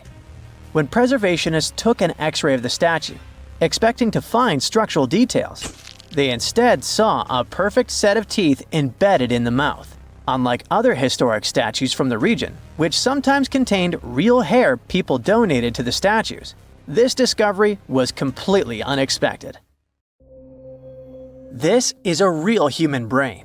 Well, it was, until a hot cloud of ash turned it into glass. This crazy transformation happened almost 2,000 years ago, when Mount Vesuvius decided it was a good day to erupt and destroy cities like Pompeii, Atlantis, and Herculaneum. This particular brain belonged to a young man who lived in 79 CE in Herculaneum. Not the most famous Roman town, but it was the first place that was discovered under Vesuvius's ashes way back in 1709. Around 200 years later, archaeologists found the remains of this young man lying face down on a bed. All the smoke and ash probably made him disoriented, so while most of the citizens of Herculaneum rushed to the shore, hoping to be rescued, the brain guy ended up trapped inside a building and passed out. Weirdly enough, this saved his brain from completely disappearing. How in the world does a brain turn into glass? Well, when Mount Vesuvius erupted, it didn't expel just lava. It also sent away a really hot cloud of ash before the solidified lava could flow down. This type of lava, known as pyroclastic flow, could get as hot as 869 degrees Fahrenheit. An insane temperature, we know. Hot enough to melt your brain, but not hot enough to turn it into glass. The cloud of ash, however, can reach temperatures between 932 degrees Fahrenheit to 1,112 degrees Fahrenheit. But to turn something into glass, you don't just need heat, you need rapid cooling too.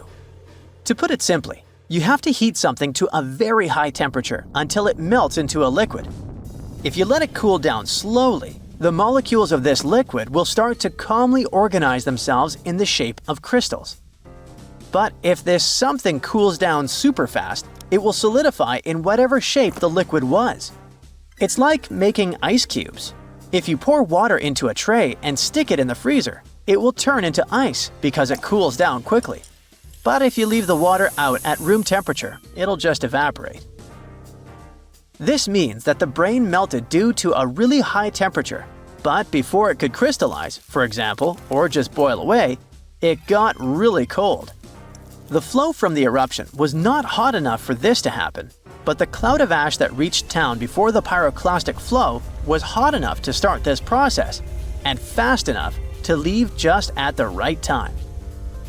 To figure out the exact temperature needed for this brain-to-glass transformation, scientists used a technique called differential scanning calorimetry. This fancy name basically means that they heat up glass shards to see when they start to change shape. They discovered that the cloud of ash had to be exactly 950 degrees Fahrenheit hot for the brain cells to start melting. Now, remember how I said this guy was inside a building, but most of the citizens were outside? Well, those people were also exposed to this drastic change in temperature, but they didn't turn into glass because they were not being protected by the walls of a building. The protection provided by the skull surely helped our guy, but it was not enough. And since other people didn't have the same protection, their brains basically poofed. And before you ask, no other parts of his body turned into glass. You see, you need some liquid for the glass-making process to happen. The brain has a lot of water and fat, which makes it a prime candidate for the glassification process. Yes, I've just made that word up. Other organs might have contained liquid, but they weren't as protected as the brain, so they were destroyed by the heat. And bones? Well, bones don't have enough liquid, so they just remained the same. The ones that didn't char, anyway. When the brain turned into glass, it looked a lot like an obsidian stone, a type of volcanic glass formed by the cool lava of a volcano.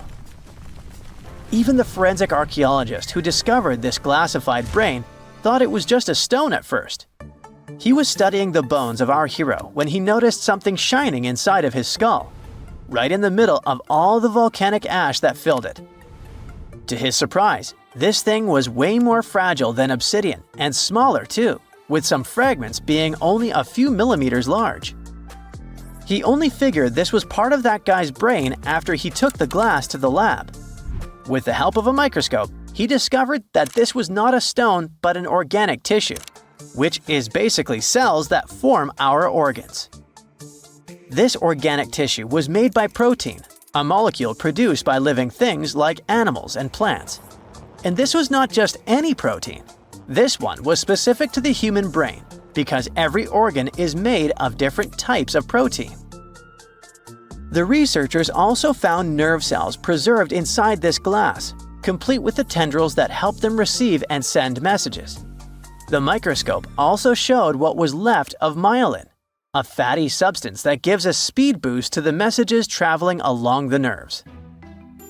This isn't the first time scientists discovered preserved human brains. In fact, more than 4,000 brains have been found since the 17th century.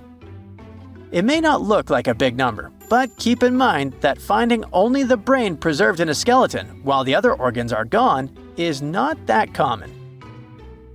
You see, the human brain is actually the first thing that decomposes when we're 6 feet under, and it usually turns into liquid. When scientists stumble upon a human brain, it's usually dried, frozen, or literally turned into soap. A brain can be dehydrated if a person perishes in a place that is very hot, like a desert. Frozen brains are found, obviously, in places that are super cold, like polar tundras. A brain turned into soap may sound weird, but the saponification process is not that rare. You need a lot of fat and oils to make soap, and the human brain is filled with this. It's a complex process, but if you find a brain that turned into soap, it must have been buried in a place that is very wet and has little oxygen. Back in 1982, for example, construction workers found dozens of human skeletons in a pond in Florida. They were all 8,000 years old, and 91 of them actually had their brains still somewhat intact. And by intact, I mean they turned into jelly soap. During the 2000s, the brains of 45 people were found in Spain, preserved because of this saponification process. This discovery helped researchers understand the chemical composition of the brains and even the weather conditions of the moment when these people passed away. Scientists also discovered two 3,700-year-old brains in Turkey that belonged to a middle-aged man and a teenager that were trying to escape an attack on their city.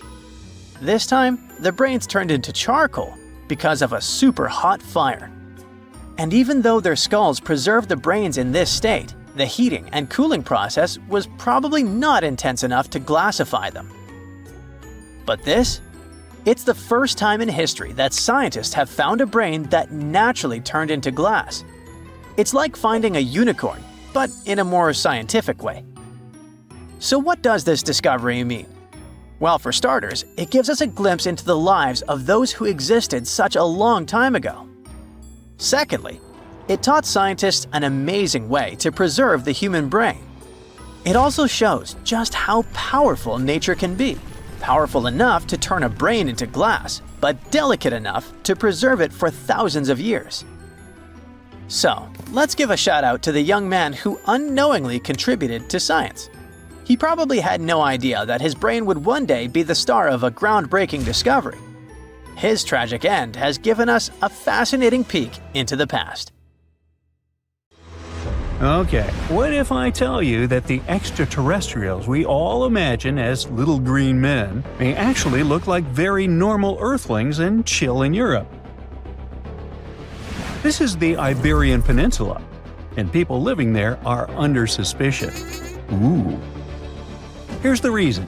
Somehow, parts of the most important artifacts that the Iberian civilization called Treasure of Valena are made of metal that simply can't be found on Earth, because it's metal from a meteorite. Now let's tackle this step by step. This is the artifact itself, and it's composed of 59 different objects. Bowls, bottles, and bracelets. Is there a pattern there with all those bees? In total, the find weighs around 20 pounds, of which 18 pounds are 23.5 karat gold. Now, if you're not a metal specialist, I'll clarify it for you right away. For comparison, 23 karat gold is 95.8% pure gold, so 23.5 karat is even purer. The remaining percentage goes to other metals to help add strength and durability to the precious alloy. There was also silver, iron, and amber in that set. The artifact could have been pretty straightforward, but for these two, let's call them imposters. Look at this wrought iron bracelet and this hollow hemisphere. Can you see that? Those rusty lines on the hemisphere and the overall weird color of the bracelet do stand out, since everything else is made of purest gold. This all started back in 1963, when a researcher noticed a dark leaden metal among the shiny bowls and bottles. The metal was shiny in some areas and covered with a ferrous-looking oxide that was mostly cracked. Now, just so you understand, gold does not usually act this way. Gold is one of the least reactive of all metals, so it won't even tarnish, let alone rust. To figure out where this suspicious iron came from, researchers turned to mass spectrometry, which checks out the mass-to-charge ratio of molecules. Their findings showed that the nickel in the iron is similar to that found in meteoritic iron. Simply put, the bracelet and the hemisphere are of extraterrestrial origin. Ooh. Now, the exact age of the trove is hard to determine, yet it's crucial. We need to know the exact age to see if it coincides with the start of the Iron Age in the Iberian Peninsula. If it does, then no further questions here. But if it doesn't, well, it's, at the very least, weird, if not suspicious. So there's this three-age system. It comprises the Stone Age, then the Bronze Age, and then the Iron Age. The Stone Age is of no importance here, so let's compare the Bronze and the Iron Ages. The Bronze Age began when it was realized that combining copper and tin produced a material that was more durable than either metal alone. This era was all about major upgrades in tools and weapons, but two standout inventions were writing systems and the wheel. Then came the Iron Age. This time was all about slowly bringing iron into everyday life. Iron was way easier to shape into cool designs than bronze, Now, this was a big deal because iron, especially transformed into steel, provided significant improvements in all aspects of life. Tools became lighter, cheaper, and stronger compared to their bronze equivalents. You get it? Good. So, researchers have long debated whether the treasure dates back to the post-Archaic era or the latter part of the Bronze Age. The most recent study claims that those artifacts were created in 1400 to 1200 BCE, and something really doesn't add up. First off, the Iron Age began around 500 years after these artifacts were crafted. Plus, ancient craftsmen couldn't know back then how to work with metals that landed on Earth approximately 1 million years ago. And while the dates are really hard to explain, there is a logical explanation for the craftsmanship. The theory here is that those metal workers simply had access to the fallen meteorite, and thus, they could study it well and discover its properties before using it for decorative purposes. They could have figured it out through trial and error, and once they knew exactly how to work with this extraterrestrial metal, they proceeded to adorn the artifacts with it. Plus, there were the Phoenicians, who contributed to their craftsmanship. Now, it's true that the Iberian people have been processing metal and making pottery long before the Phoenicians settled on the peninsula. But the arrival of new metalworking techniques and the introduction of the potter's wheel enabled them to produce better quality goods much faster than before. So, we figured out the extraterrestrial origins of the Iberian artifacts. But guess what? This area is still under suspicion. The reason for that is the language they spoke. You see, for most modern languages people use today, there will always be some proto-language. Say for Italian, Spanish, and French, it's Latin, hence their similarities. But wait, Iberian was largely spoken where modern Spain is, so why isn't Spanish similar to it? Well, the truth is, no language today is similar to the Iberian. Maybe only the Basque language, but it's because of some similarities found in their numerical systems. Basque is classified as a language isolate, or simply unrelated to any other known languages, and the only language isolate in Europe. The Iberian language is unclassified. While the scripts written in it have been deciphered to various extents, the language itself remains largely unknown. And look at the alphabet the Iberians had. Looks like it doesn't really belong to our planet. But hold up, this one might be a bit of a stretch. When the Phoenicians came to the peninsula, they brought along their alphabet to the Iberians. But honestly, the Iberians probably weren't keen on just copying someone else's writing system, so they tweaked it until it looked completely different. Let's just say they took some inspiration and ran with it. While linguists can guess to some extent how most characters sounded, actually translating the language is still completely impossible. The Iberian language was non-Indo-European and faded away over 2,000 years ago. And there aren't any similar languages left to help us out. Super frustrating, right? Yeah. We got over 2,000 Iberian inscriptions from tombs, coins, potteries, lead plates, and even cave wall carvings. But aside from a handful of words, we're totally in the dark about what they mean. Now, if we could understand their language, we might have learned that they were great thinkers and all, but we can only contemplate the works of art they left. Iberian culture has a lot of amazing stuff made by talented artisans. We're talking about not just metalwork and ceramics, but also detailed sculptures, textiles, jewelry, and other personal bling. But here's the catch. Making all those luxury items depended a lot on a big farming class. At the heart of Iberian society, most folks were involved in farming and taking care of livestock. Depending on where you were, the types of farming varied. For example, up in the north, they were all about growing grains, while down in Valencia, they focused on producing olive oil and other agricultural aspects. In the west, raising animals was the name of the game. Still, we don't have much information about the day-to-day lives of the many people doing this essential work. Yet, on the flip side, we know a lot about the upper class of Iberian society, who control these agricultural resources and hire the artisans. By the 7th century BCE, we start to see a group of Iberian princes who were living the good life, trading with the Phoenicians and enjoying fancy luxury items. You can spot this elite class in their burial practices. Cremation was the go-to method for funerals among the Iberians, and wealthy individuals were often found in cemeteries with all sorts of lavish goods and funerary sculptures that give us a peek into the fashion and hairstyles of the rich. Interestingly, starting in the 6th century BCE, there was a noticeable drop in the number of recognizable burials, which suggests that these elaborate funeral customs became more exclusive to a small elite. Meanwhile, the fate of the majority, farmers, artisans, soldiers, and laborers, who made up a big chunk of the population, remains a bit of a mystery. It used to be a pretty advanced civilization, but it vanished without a trace.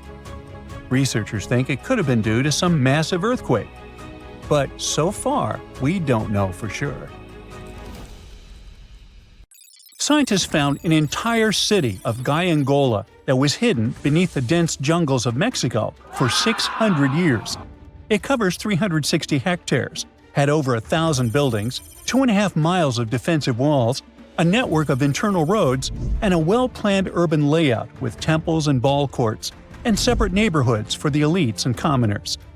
For centuries, people believed there was just an abandoned fortress there, based on stories passed on from generation to generation. Until recently, there was no way to see how truly huge it was without spending years on the ground. But thanks to the new technology, a remote sensing tool called LiDAR, they got a 3D model of the area in just 2 hours from a plane. Gyangola was built between the years 1350 and 1521. It was a crucially important place for the Zapotec people, a group that had lived in the area since around 700 BCE. In Gyangola, families lived together in homes with big patios in the middle, surrounded by rooms. When families got bigger, they built more rooms and made their homes larger. The study found that both the leaders and regular people worked together to make the city better. Because Gyangola was surrounded by mountains, they used this land wisely and built their houses in a way that fit the slopes and let rainwater flow naturally. This helped keep their homes safe and strong. They were built so well that many of these buildings are still standing, even after hundreds of years. There are 2 pyramids in the center of the city. They may have been used as temples where the priests celebrated rites and ceremonies to their deities. The priests brought offerings to the altars, and the people assembled at the 2 squares that are now sunken. Then, there is also a palace with 64 rooms, some of them with circular columns on several sloped terraces. There are patios with many stairways all connected to each other. The sensing tool also found a round-shaped lookout point on a natural rock, where the Zapotec people could see their foes approaching from a distance. Researchers also noticed 2 circular structures that could have been used to watch the stars and measure time. They also found some tombs, so there was most definitely a city cemetery. By the end of the 1400s, the Zapotec people controlled a large territory on the Pacific coast and had successfully defended their land from the Aztecs, who were trying to take over more territory. They did the almost impossible and survived a 7-month-long siege at Gyangola. When they won this conflict and kept control of the southern part of Mesoamerica, the Zapotecs didn't need to live in Gyangola anymore. Staying in the mountains had its pros, but they needed fresh water and good farmland to grow food. The small city of Tehuantepec, just 12 miles away, had these conditions, so they moved there just before the Spanish arrived in 1521. Over time, Zapotec traditions started to fade, but their culture didn't disappear completely, and more than 300,000 Zapotec people still live in Oaxaca state in Mexico. They speak their own languages and keep their traditions alive. Creating the 3D model of the lost city is just the beginning of the research. Archaeologists hope that future studies of Gyangola will help us learn more about how the Zapotecs were organized, how they ruled their cities, and how they interacted with the Spanish when they arrived. They plan to study all 1,100 buildings found in the LiDAR scan, and it will take a few years. Instead of digging up the ruins, they will use special technology to scan the land and learn more about the city without damaging it. This same tech helped scientists find another massive ancient city that lay hidden beneath the thick green canopy of the Amazon forest.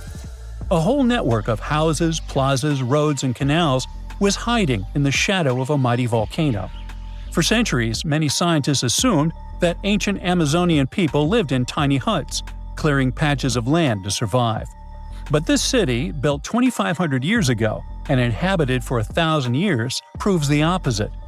Now, scientists think tens of thousands or even hundreds of thousands of people lived in complex urban societies. Scanning the area found 6,000 rectangular platforms, each measuring around 66 by 33 feet, and standing 6 to 9 feet high. These structures were arranged in clusters around central plazas, with straight roads with perfect right angles and paths connecting them. One of the roads was 16 miles long. Building straight roads like this is far harder than just following the landscape. Some of these roads may have had deep spiritual or ceremonial significance. The volcano's rich soil helped the civilization thrive, but it may also have led to its downfall. Researchers also found signs of threats to the cities, such as ditches that blocked entrances to the settlements. Maybe some people living nearby were trying to get in.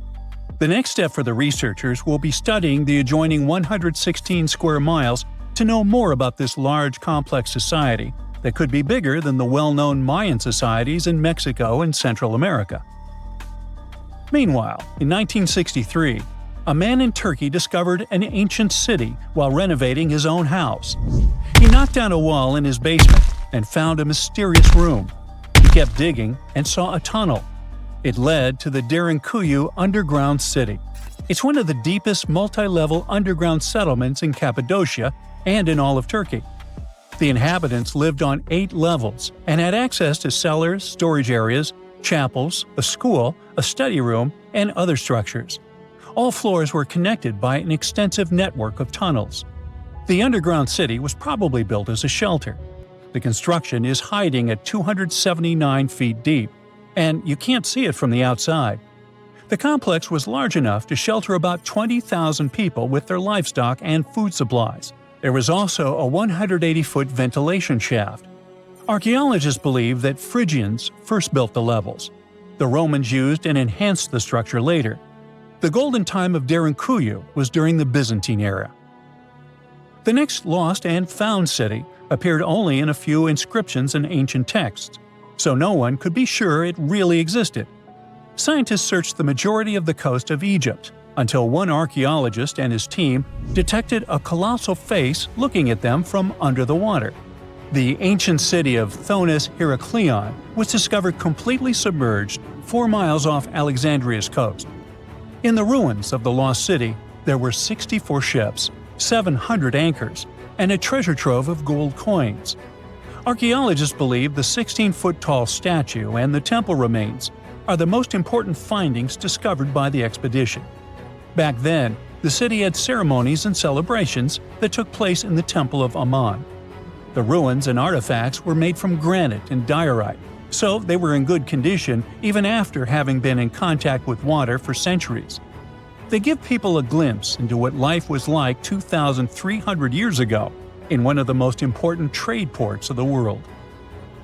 The city had a network of canals, sort of like an ancient Egyptian Venice. The canals linked many separate harbors and anchorages. Towers, temples, houses, and other structures were also linked by bridges. Thonis Herculaneum was the country's main port for international trade and the collection of taxes. No one really knows how the city ended up submerged, but archaeologists connect it with natural causes. At the end of the 2nd century BCE, most probably after a flood, it got covered with water. Then Alexandria, the city founded by Alexander the Great, became more glorious than Herculaneum. Before Alexandria's fame, Herculaneum was the main port of entry to Egypt. So after the tragedy, many ships heading for Herculaneum had to change their route and go to Alexandria. Herculaneum lost its glory until its discovery in 2000.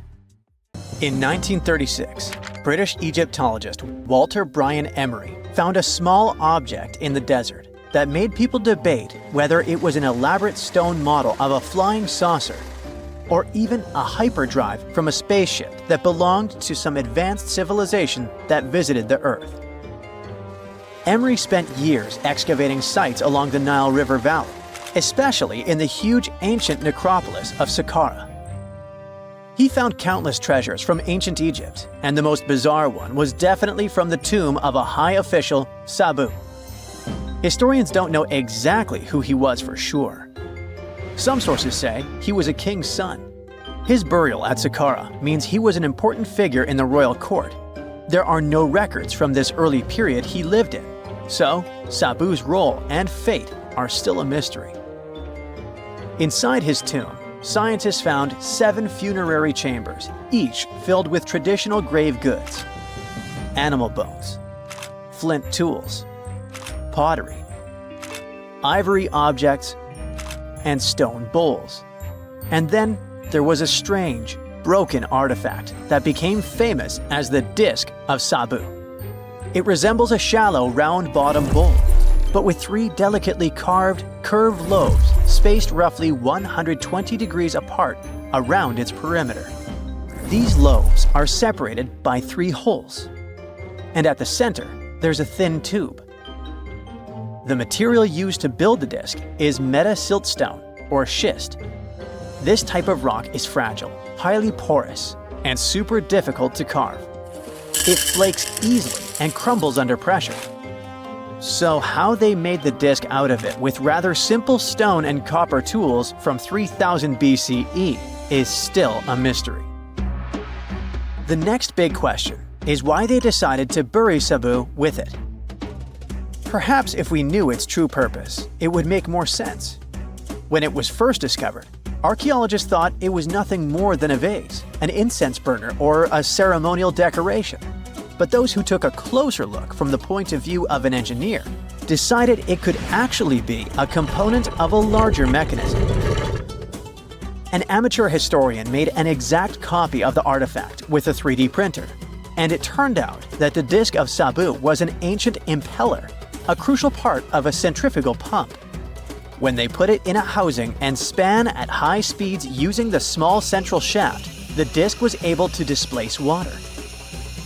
When it was tested without a housing, the disc created a powerful vortex. It became clear that the curved lobes and slightly concave shape of the disc weren't random. It was probably all engineered to move water with remarkable efficiency, like a powerful pump mechanism. Ancient Egypt's entire civilization depended on irrigation. Later dynasties perfected basin irrigation and managed to control the rise and fall of the Nile to take the most from agriculture. So, the engineers of the first dynasty may have been experimenting with advanced irrigation techniques thousands of years earlier than scientists previously thought. But then again, some people have doubts schist is strong enough to be used for a pumping mechanism. They suggest that artisans from Egypt's first dynasty were trying to recreate an even older object, using whatever tools and materials they had. It could be a stone replica of something originally made from metal, possibly belonging to a civilization far older and more advanced than ancient Egypt itself. One Swiss author takes this idea even further and proposes that the disc is a copy of a component from an extraterrestrial spaceship's hyperdrive, or stone model of a flying saucer. One French researcher believes the disc of Sabu was part of a secret massive factory system to manufacture sodium carbonate inside pyramids. Some people suggest that the disc may have been a primitive tool for weaving ropes. The lobes held strands of silk or fiber that were twisted into twine when it was spun. Or it may have been a gigantic lamp. Another historical mystery is a map from 1513 that is believed to be the oldest surviving detailed map showing the Americas. The author of the map is a Turkish captain, Piri Reis. He never crossed the ocean himself and put together this map from 20 regional maps. He used an Arab map of India, 4 Portuguese maps showing India and China, and a map of America by Christopher Columbus as he saw it.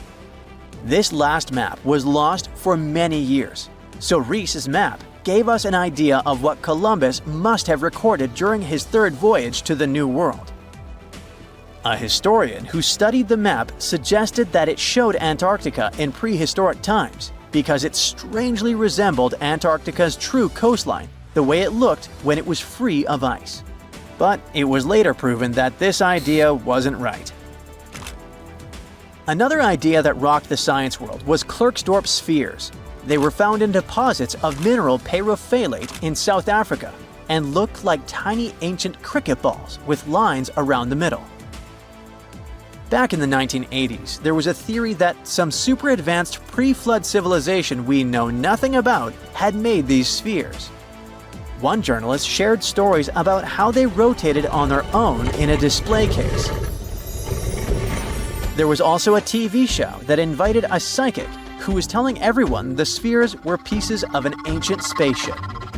But according to geologists, these spheres are pretty regular spherical objects formed from different minerals than the surrounding rock. The seam-like lines on them are just imprints from the host rock's layers building up over time. The Klerksdorp spheres come in different shapes, from flattened spheres to distinct discs. As for that episode when one of these spheres spun on its own, the curator of the Klerksdorp Museum cleared that up too. He said that when he put one sphere on its glass shelf when the journalist came to visit, the sphere rotated a bit because it's round.